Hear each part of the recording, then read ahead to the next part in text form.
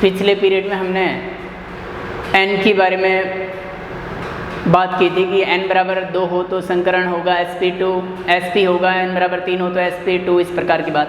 अब n की value कैसे निकालते हैं? ठीक है, हम अंतर हैलोजन यौगिकों की संरचना के बारे में पता लगाने के लिए हम पहले संकरण, और संकरण से किसका पता लगेगा? संरचना का पता लगेगा। तो n की वैल्यू अपने को पता है, n की वैल्यू कैसे निकालेंगे? n की वैल्यू जब पता हो तो अपने संकरण का पता चल जाता है, और संकरण का जब पता हो तो हम कैसे संरचना का पता लगा लेते हैं। देखिए n बराबर होता है,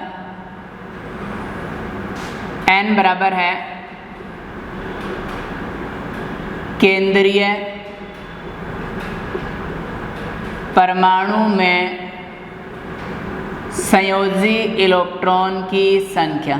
केंद्रीय परमाणु में संयोजी इलेक्ट्रॉन की संख्या, केंद्रीय परमाणु में कितने संयोजी इलेक्ट्रॉन है उसकी संख्या, प्लस एकल संयोजी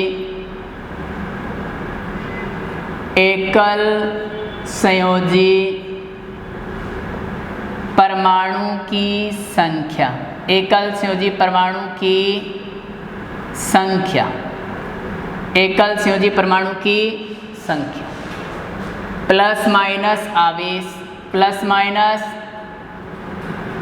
आवेश, और उसके भाग में कितना? 2, उसके भाग में 2। ये फॉर्मूला है number of electron pair, electron युग्म की संख्या ज्ञात करने का। अब इससे हम किसी भी यौगिक के संकरण के बारे में पता लगा लेंगे। ठीक है, कैसे? कोई एग्जाम्पल लेते हैं। मान लो हमने अमोनिया का निकालना है NH3, और इसके लिए n की वैल्यू निकालनी है। तो n बराबर केंद्रीय परमाणु में संयोजी इलेक्ट्रॉन की संख्या। यहाँ केंद्रीय परमाणु कौन है? नाइट्रोजन, और नाइट्रोजन में संयोजी इलेक्ट्रॉन की संख्या कितनी है? 5। तो केंद्रीय परमाणु में संयोजी इलेक्ट्रॉन की संख्या कितनी हो गई? 5, प्लस एकल संयोजी परमाणु की संख्या। एकल संयोजी, हाइड्रोजन एकल संयोजी, और वो हैं कितने? 3। तो एकल संयोजी परमाणु की संख्या कितनी होगी? 5 प्लस 3 8, 5 प्लस 3 कितनी होगी? 8। प्लस माइनस आवेश, यहाँ कोई आवेश नहीं है तो आवेश 0। यहाँ यदि मान लो प्लस का होता तो मैं यहाँ माइनस का 1 करता, मैं प्लस का 1 तो माइनस का 1। यहाँ यदि होता प्लस का 2 तो माइनस का 2 करता, यहाँ होता माइनस का 2 तो यहाँ लिखता प्लस का 2, उल्टा चार्ज लगाना।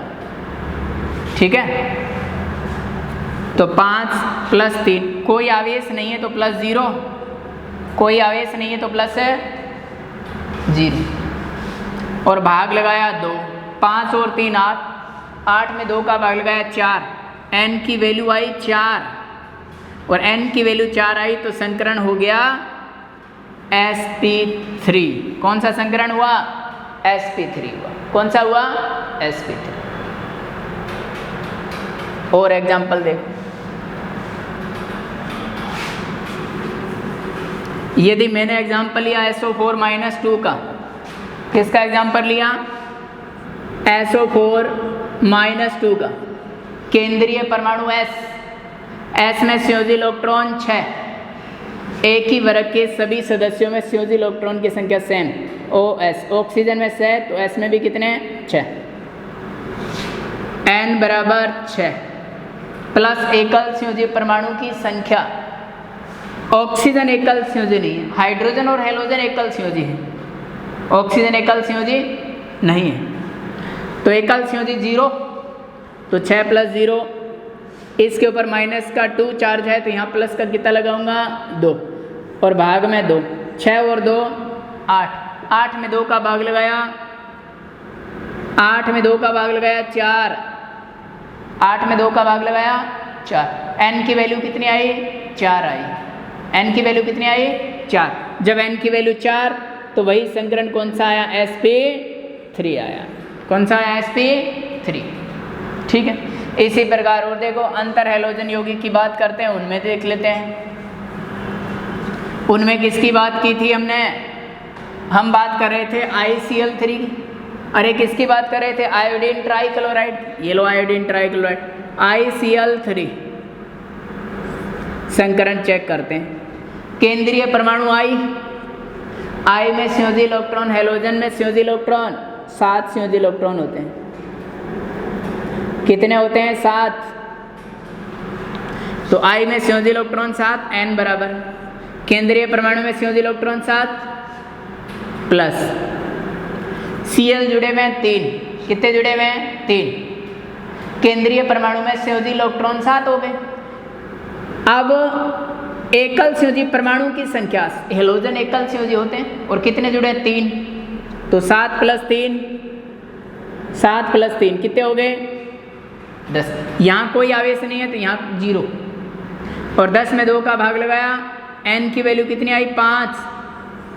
और जब n की वैल्यू 5, संकरण आएगा sp3d।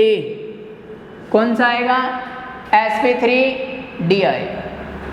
संकरण कौन सा आएगा? sp3d आएगा। ठीक है, ये आ गया। और देखो, जब संकरण sp3d होता है, संरचना त्रिकोणीय द्विपिरामिडीय होती है।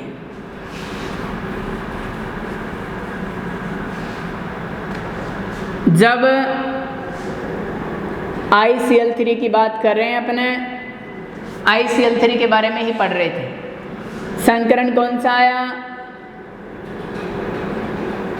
N बराबर आया 5, तो संकरण आ गया sp3d। और sp3d में सारे के सारे बॉन्ड पेयर हों तो संरचना कैसी बनती है? तो बनती है 3 तो यहाँ जुड़ जाते हैं, त्रिकोणीय, एक ऊपर एक नीचे, त्रिकोणीय द्विपिरामिडीय। जब n की वैल्यू हो 5 और बॉन्ड पेयर टोटल 5 हो, n की वैल्यू भी 5 और वो सारे के सारे किस क्या हो? बॉन्ड पेयर हो, तो बनती है त्रिकोणीय द्विपिरामिडीय। त्रिकोणीय द्विपिरामिडीय कौन सी बनती है? त्रिकोणीय द्विपिरामिडीय बनती है। ये इसकी पोजीशन है, वो अक्षीय है, अक्षीय पोजीशन। ये है निरक्षीय, ये सारी निरक्षीय है, सॉरी ये अक्षीय है और ये वाली निरक्षीय है। ये कौन सी है? निरक्षीय है। कौन सी पोजीशन है? निरक्षीय पोजीशन। अब ध्यान से देखो, जब सारे के सारे बॉन्ड पेयर हो तो होती है त्रिकोणीय द्विपिरामिडीय, लेकिन n जो होता है, n मान लो n का मान 5 है, जो BP bond pair plus lone pair के बराबर होता है। Bond pair plus lone pair के बराबर होता है। अब बॉन्ड पेयर कैसे चेक करेंगे? कितने पार्श्व परमाणु जुड़े हुए हैं? एकल संयोजी की जरूरी नहीं है, कितने संयोजी हो, कितने पार्श्व परमाणु जुड़े हैं? 3 जुड़े हुए हैं, तो इसका बॉन्ड पेयर कितना होगा? 3। 5 बराबर 3 बॉन्ड पेयर हो गया, तो लोन पेयर कितना बचा? 2 लोन पेयर बचा। कितना लोन पेयर बचा? 2 लोन पेयर। कितना लोन पेयर बचा? 2 लोन पेयर। अब ध्यान से देखिए, जब लोन पेयर त्रिकोणीय द्विपिरामिडीय, जब n की वैल्यू 5 हो और लोन पेयर आ जाए, तो लोन पेयर को हमेशा निरक्षीय पोजीशन पर रखते हैं। कहाँ रखते हैं?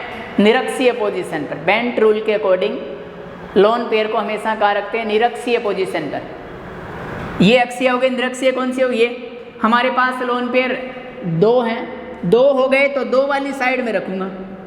ये 2 वाली साइड है, 2 वाली साइड में रखूँगा, तो यहाँ तो केंद्रीय परमाणु I आ गया और 2 इसके पास ऐसे लोन पेयर आ गए। 1 लोन पेयर, 2 लोन पेयर, और I है 1 Cl, 2 Cl, 3 Cl। अब देखो, जब मैंने लोन पेयर लगाने के बाद इसकी संरचना देखी, तो इसको लोन पेयर को ढक के देखो। लोन पेयर को मैं ढकूंगा तो क्या बनेगी? T shape. ये देखो T बन रहा है, तो इसकी संरचना कैसी रहेगी? T shape. और संकरण कौन सा रहेगा? sp3d। बॉन्ड पेयर कितना होगा? 3। लोन पेयर कितना होगा? 2। तो T शेप होगी। शेप कैसी होगी? टी से, टी आकृति की। ठीक है, ये थी ICl3 की बात। अगली अपनी बात रहेगी ब्रोमीन ट्राइफ्लोराइड BrF3 की। अगला है AB3 में BrF3।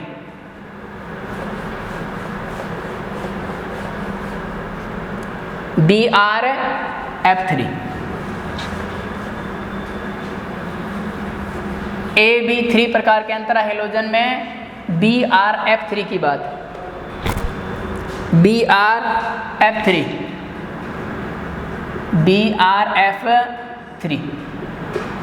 Bromine trifluoride, bromine trifluoride,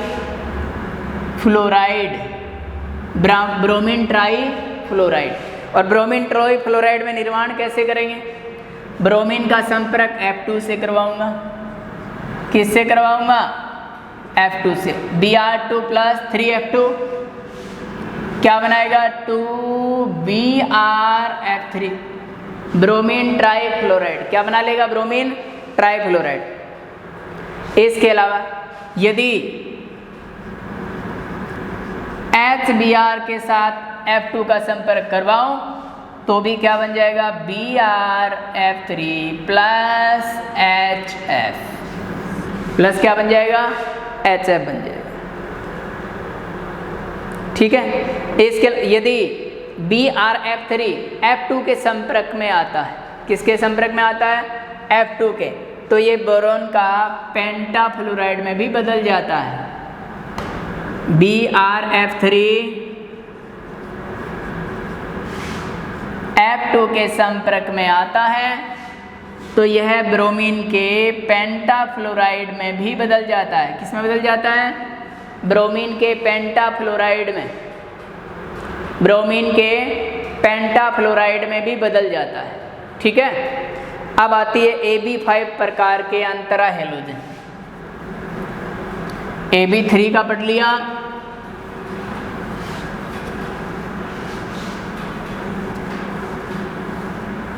AB5 प्रकार का अंतरा हेलोजन यौगिक, AB5 प्रकार के अंतरा हेलोजन यौगिक। और AB5 में सबसे पहले है ब्रोमीन का पेंटाफ्लोराइड BrF5 ब्रोमीन पेंटाफ्लोराइड, ब्रोमीन पेंटाफ्लोराइड। अभी थोड़ी देर पहले पढ़ा था कि जो ब्रोमीन का ट्राइफ्लोराइड है उसके साथ में F2 का संपर्क करवा दूं, क्या बन जाएगा? BrF5 बन जाएगा, बोरोन का पेंटाफ्लोराइड बन जाएगा। ठीक है, और बोरोन के पेंटाफ्लोराइड को यदि जल के संपर्क में लाऊं, किसके संपर्क में लाऊं? जल के संपर्क में लाऊं तो क्या बनाएगा? BrF5 प्लस S2 बनाएगा, 2 तो HF बना लेगा, एक Br बचेगा, BrOF3 BrOF3 बना लेगा। ठीक है, इसके अलावा IF5, ये जो BrF5 होता है ये अत्यंत क्रियाशील होता है, बहुत क्रियाशील होता है। इसके अलावा क्या है? अगला कंपाउंड है AB5 प्रकार में IF5 आयोडीन पेंटाफ्लोराइड।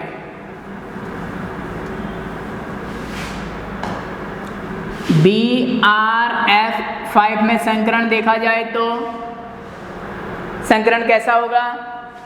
N की वैल्यू, संकरण देख लेते हैं फिर पढ़ेंगे IF5 को।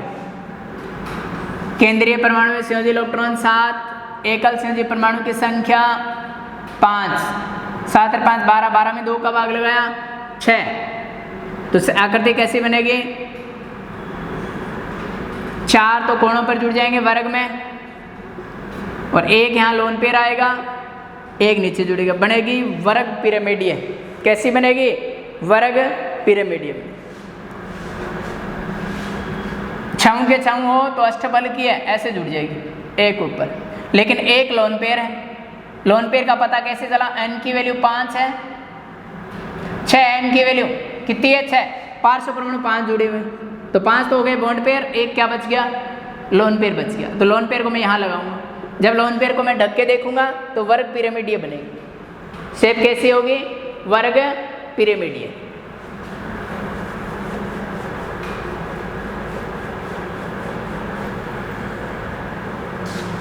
शेप होगी वर्ग पिरामिडीय होगी, ठीक है। और देखो क्या बना?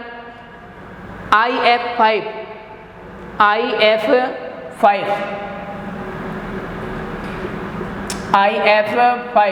आयोडीन पेंटाफ्लोराइड। आयोडीन पेंटाफ्लोराइड को कैसे बनाते हैं?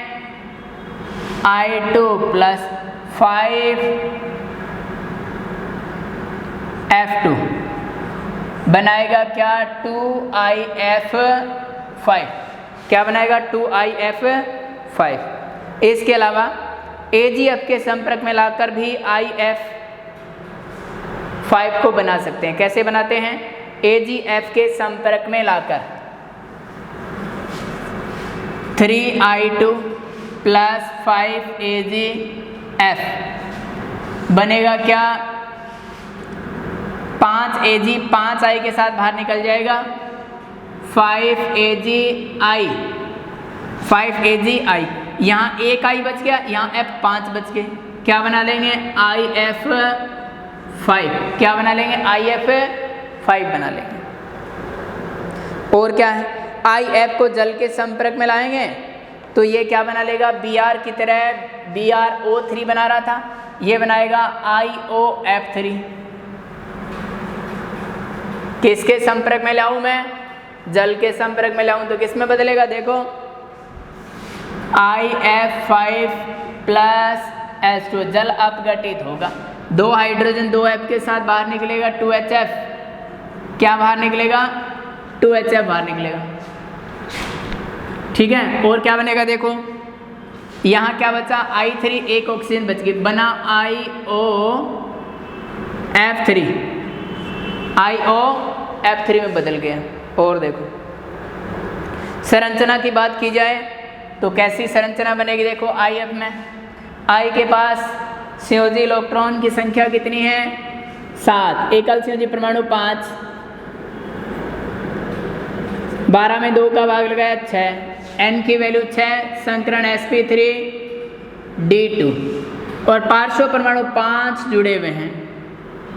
तो हमने कहा था n बराबर Bp+Lp और n का मान है 6 और पार्श्व परमाणु 5 ही जुड़े हुए हैं, 5 जुड़े हुए हैं तो Bp हो गया 5 और Lp कितना हो गया? 1। जब संकरण हो sp3d2, संकरण कैसा हो? sp3d2, लोन पेयर Lp एक ही नहीं हो, एक ही नहीं मतलब सारे के सारे बॉन्ड पेयर हो तो ऐसे बनती है 4, तो यहाँ जुड़ जाएंगे, एक ऊपर एक नीचे और सबको जोड़ेंगे, संरचना बनेगी अष्टफलकीय। अष्टफलकीय। अब एक लोन पेयर आ गया, लोन पेयर यहाँ लग जाएगा तो ये बन गया वर्ग 1, ये तो हो गया वर्ग और ये पिरामिडीय, तो बनेगी वर्ग पिरामिडीय। अब कैसी बनेगी? वर्ग पिरामिडीय।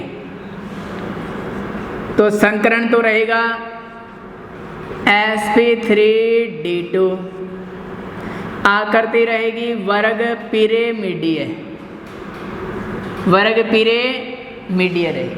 आकृति कैसी रहेगी? वर्ग पिरामिडीय।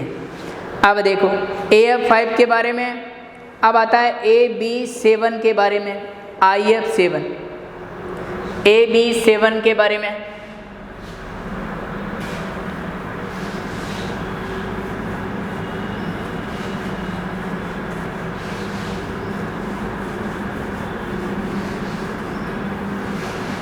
AB7 प्रकार के अंतर हैलोजन यौगिक, AB7 प्रकार का अंतर हैलोजन यौगिक, AB7 प्रकार का अंतर हैलोजन यौगिक में कौन सा है? IF7। कौन सा है IF7, ठीक है।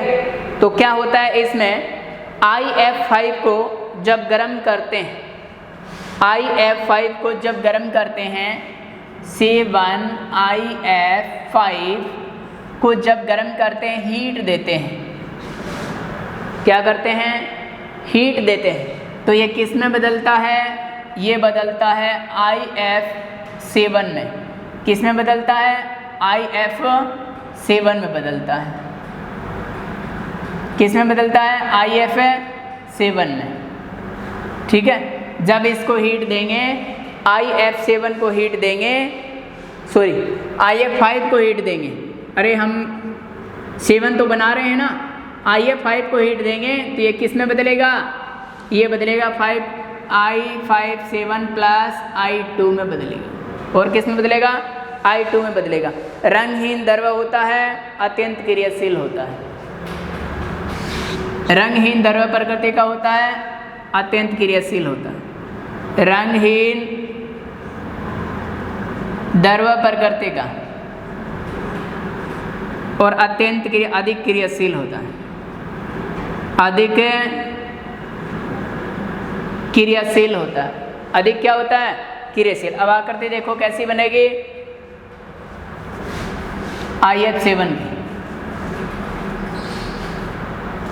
N की वैल्यू, केंद्रीय परमाणु I में संयोजी इलेक्ट्रॉन 7, एकल संयोजी परमाणु 7/2, 14 में 7 का भाग लगाया, N की वैल्यू कितनी आई, 7 आ गई।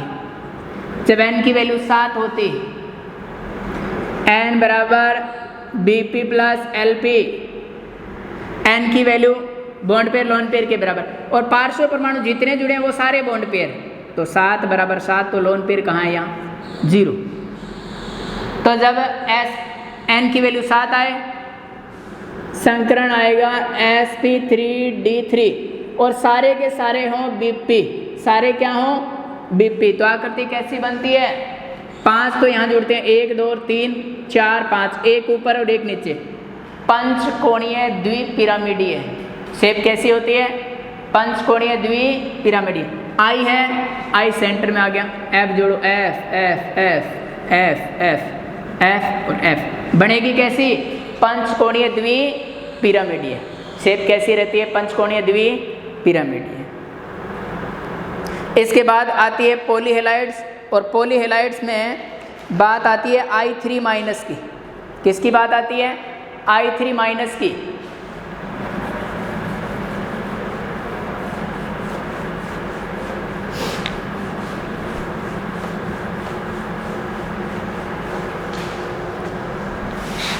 I3 माइनस, और इसको अपने ऐसे लिखते हैं I2 माइनस।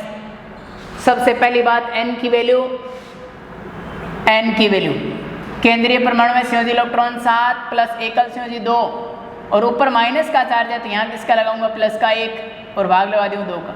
7 और 2 9 और 1 10, 10 में 2 का भाग लगाया, N की वैल्यू कितनी आ गई, 5। और जब N की वैल्यू 5, संकरण होता है sp3d2। कौन सा होता है, sp3d। संकरण कौन सा होता है, sp3d। N बराबर होता है bond pair plus lone pair. तो जब N की वैल्यू है 5, पार्श्व परमाणु कितने जुड़े हुए, 2, जितने पार्श्व परमाणु उतने बॉन्ड पेयर। लोन पेयर कितने बच गए, 3 बच गए। लोन पेयर कितने बच गए, 3 बच गए। अब देखो ध्यान से, जब sp3d संकरण हो और सारे के सारे बॉन्ड पेयर हो, संकरण हो ये, और सारे के सारे क्या हो, सारे बॉन्ड पेयर हों, तो आकृति कैसी रहेगी, 1 2 और 3, एक ऊपर एक नीचे, त्रिकोणीय द्विपिरामिडीय। कैसी रहती है,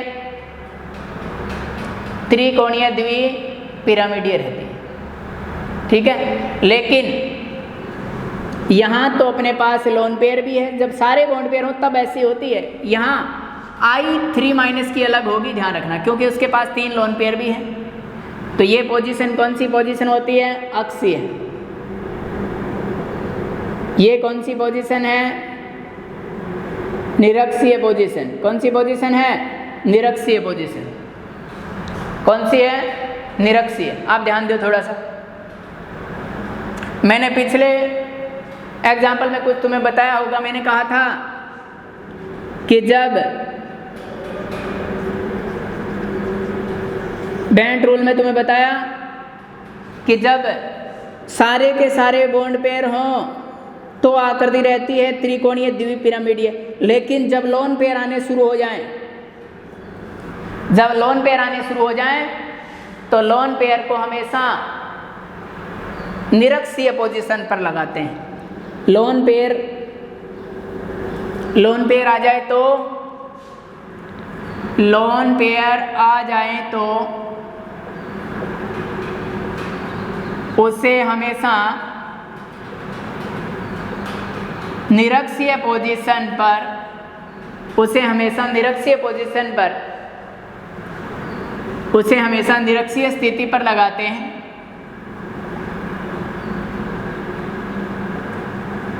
निरक्षीय स्थिति पर लगाते हैं। अब निरक्षीय स्थिति पर लोन पेयर, हमारे पास यहाँ कितने लोन पेयर बनते हैं? 3। तो निरक्षीय पोजीशन की सारी स्थिति लोन पेयर से क्लियर हो जाएगी। 3 लोन पेयर हैं तो I2 माइनस में देखो, I2 माइनस, एक I सेंटर, एक I जुड़ गया ऊपर, एक I जुड़ गया नीचे, ये तो I के बॉन्ड पेयर हो गए, ये तो I के क्या होंगे? Bond pair. अब निरक्षीय पोजीशन पे कितने लोन पेयर आए? 3 लोन पेयर, 1 लोन पेयर,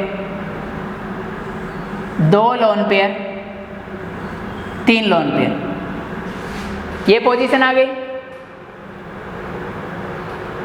अब आप लोन पेयर को देखो, लोन पेयर को ढक के देखो। जब मैं लोन पेयर को ढक के देखता हूं, एक रेखीय संरचना बनती है। एक कैसी संरचना बनती है? रेखीय संरचना। तो I2 माइनस की संरचना कैसी रहेगी? रेखीय रहेगी। कैसी रहेगी? रेखीय। ध्यान रहो, 2-3 बात है, दोबारा बताऊं।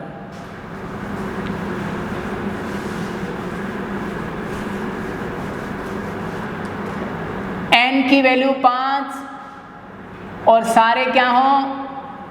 बॉन्ड पेयर, संरचना रहेगी त्रिकोणीय द्विपिरामिडीय, त्रिकोणीय द्विपिरामिडीय। n की value 5, bond pair plus lone pair.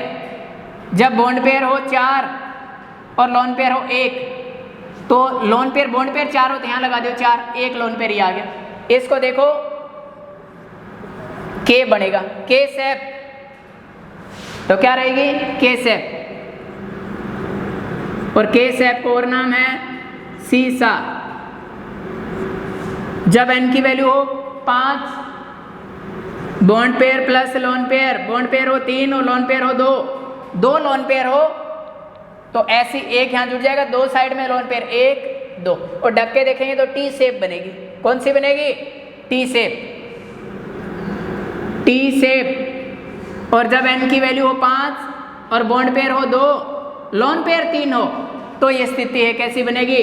Linear. कैसी बनेगी? लीनियर बनेगी। ठीक है, ये 3-4 कंडीशन थी sp3d संकरण में जो हमने देख ली है। जब n की वैल्यू 5 हो और सारे बॉन्ड पेयर हो तो कैसी बनेगी? त्रिकोणीय द्विपिरामिडीय। जब n की वैल्यू 5 लेकिन बॉन्ड पेयर 4 और 1 लोन पेयर हो तो K शेप बनेगी। और K शेप का दूसरा नाम है सीसा। दूसरा नाम क्या है? सीसा। n की value 5, bond pair 3, lone pair 2 तो कैसी बनेगी? T shape. कैसी बनेगी? T शेप बनेगी। जब n की वैल्यू 5 और 2 बॉन्ड पेयर 3 लोन पेयर हो तो आकृति कैसी बनेगी? रेखीय बनेगी। ठीक है, इसी के शब्दों के साथ हमारा P ब्लॉक का चैप्टर कंप्लीट हो जाता है। ठीक है, बाकी पढ़ेंगे अगले पीरियड में।